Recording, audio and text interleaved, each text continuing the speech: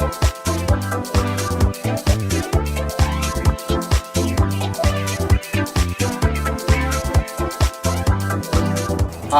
I'm Coach Joseph Correa, and I'm going to teach you today how to hit the forehand.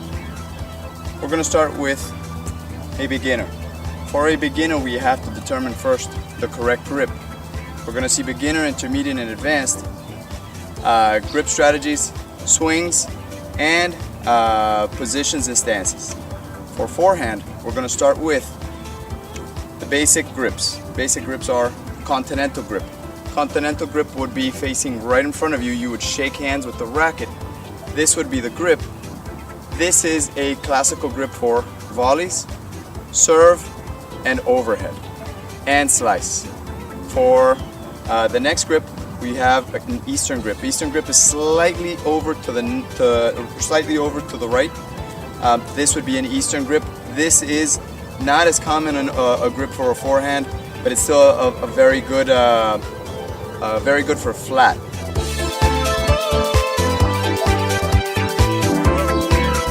Semi-Western grip is the most common grip of all. And to find the semi-Western grip, you're going to put the palm of your hand on your strings. You're going to slide your grip down, all the way down to the grip. And you're going to have what's called the semi-Western grip, which is the most powerful and most common of the grips. The semi-Western grip, after that, is the Western. The full Western grip is what a lot of the topspin players that hit with extreme topspin use. The grip we're going to talk about today, or the position we're going to use, is going to be mainly for the semi-Western, which is the most common and easiest to learn. So that's what we're going to work on today. For the semi-Western grip, we're going to go ahead and hold the racket all the way on the bottom. We want to leave the bottom edge of the racket sticking out, just the bottom of the skin of your hand sticking out just a little bit, so that you can go ahead and have maximum reach with your racket and your arm. On a forehand, what you want to do first is position your body correctly. To position your body correctly, you're going to go ahead and have both toes aiming towards the right first. This is to get you sideways. By getting sideways, you're going to turn your shoulders and your hips to set up for the correct type of swing for a forehand. If you're standing facing forward, that is the open stance. The open stance is a more advanced position. The open stance is for faster type of tennis, where you don't have as much time to set up, and it doesn't allow you to generate as much power as a closed stance, because you're not going to take a full swing at the ball. But it does allow you to make last minute adjustments, and it also allows you to create better angles, because you're going to be facing the court a little bit more in an angled position, which is going to be easier to create angles. Okay, let's start sideways first, like we were talking about. So our feet would be basically sideways like this. Now, when the ball comes, we're going to step into the shot. Normally, if you're a righty, with your left leg. If you are a lefty, it would be backwards. You'd be stepping in with your right leg. But in this case, we're going to follow with instructions for a righty.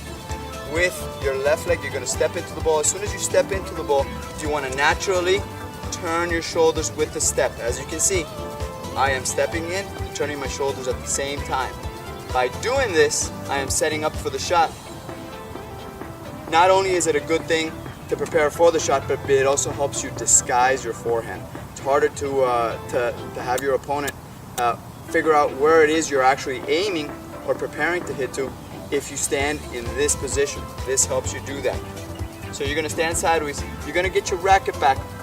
As you can see, I'm bringing my racket back around my shoulder height. You can start around hip height.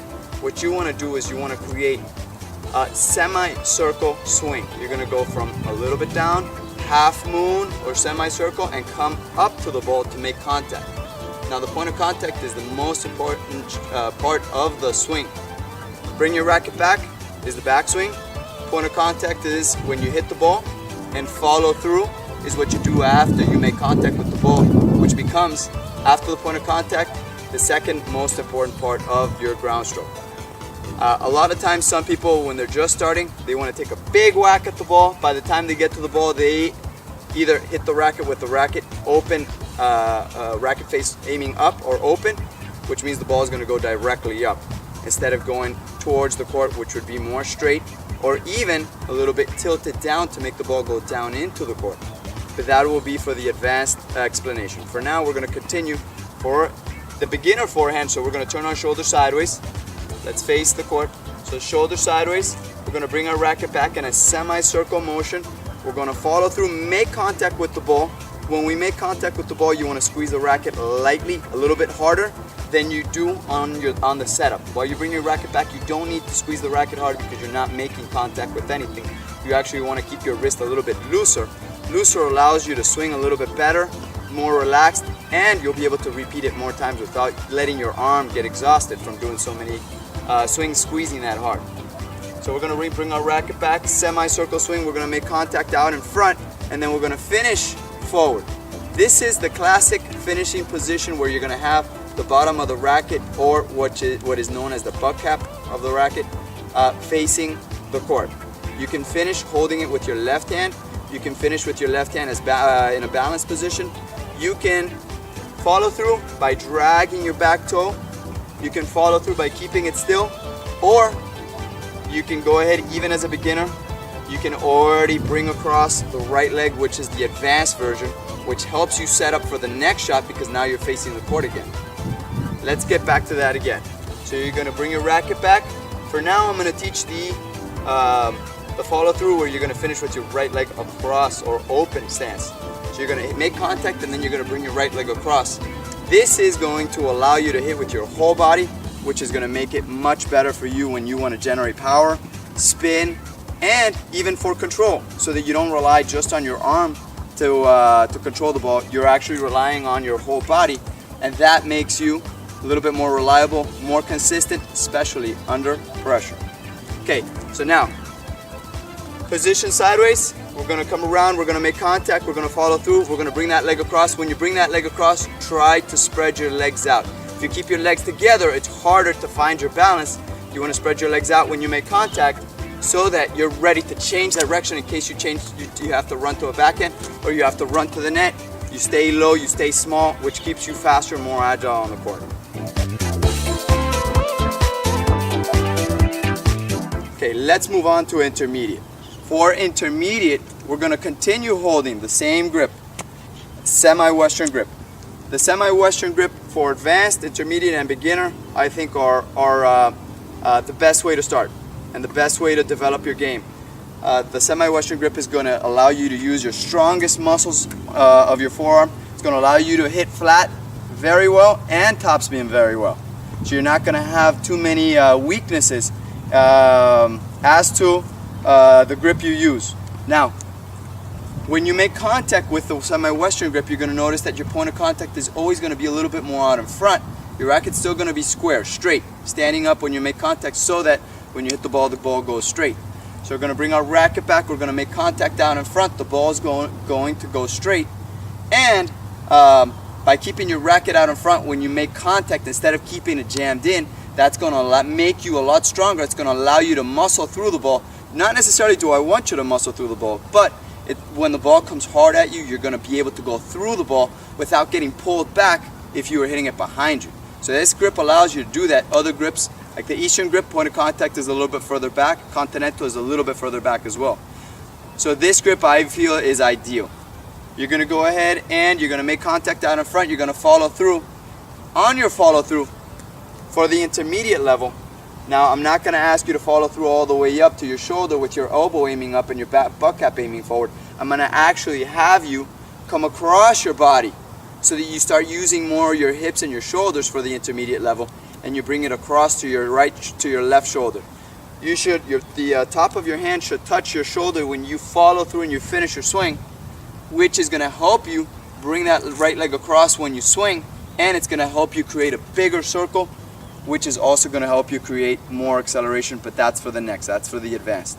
Okay, second thing we're going to also talk for the intermediate level forehand is going to be the left hand. The left hand, you're going to use your left hand for a setup. Some people like to have that left hand use their palm of the hand to face the ball. Some people like to point at the ball. Some people like to use their whole hand to point. And some people just like to keep their hand down when they're preparing for the forehand. All three are correct. All three you're allowed to use.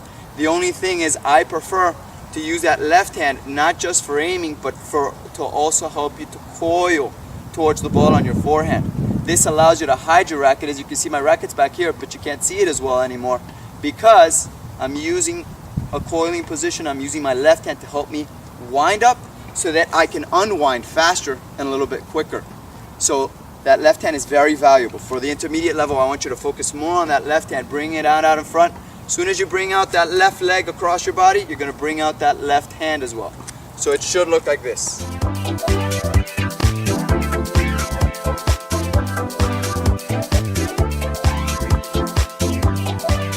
Moving on, for the advanced forehand.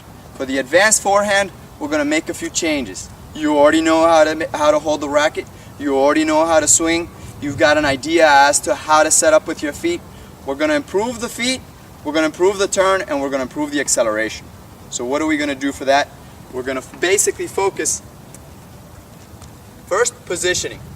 When you have time to set up and there's a ball that you step into the court and the ball's short, I always want you to step in with your left leg.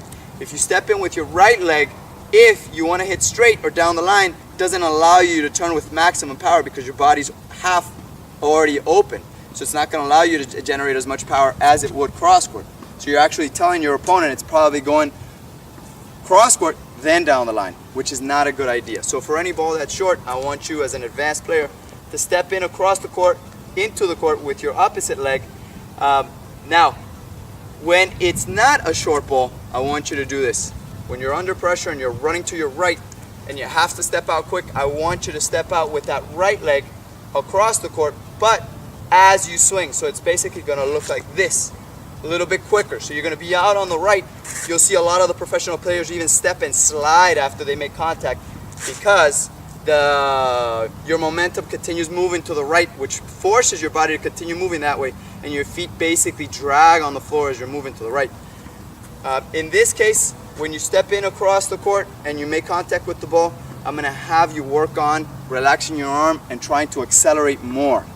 If you hold the racket in the middle, you're going to notice you can't generate as much power. You're going to make little circles which create very little acceleration. You want to learn to make big circles. Big circles require longer reach, maximizing your reach on the racket, maximizing your swing. The more your elbow is tucked in, the smaller the circle you create with your racket and your arm. So you want to create a bigger circle, which is going to allow you more acceleration on your forehand. And that's going to give you more power and more spin. We are looking for more spin and more power as an advanced player because you want to get in an offensive position sooner. If you're not in an offensive position sooner, then you're going to be running more across the court. If you like running, that's perfectly fine. But as an advanced player, you have to learn to take the initiative or else somebody else will. So going back to the advanced version of the forehand. For the advanced version, we're working on setting up for the short ball, disguising your shot, and then turning your hips quick to help you open up a little bit quicker and accelerating through your shot. On out wide shots, I don't want you to stay sideways with your left leg. I want to make sure you bring that right leg across so that you make contact with your leg wide open. If you feel more comfortable stepping in across with your right leg, yes you can. In the advanced version, you can use the open stance. The open stance is ideal to come under the ball and to use more topspin. A lot of times when you come under the ball and you use topspin, you'll be able to maintain control over the point, which is also very good.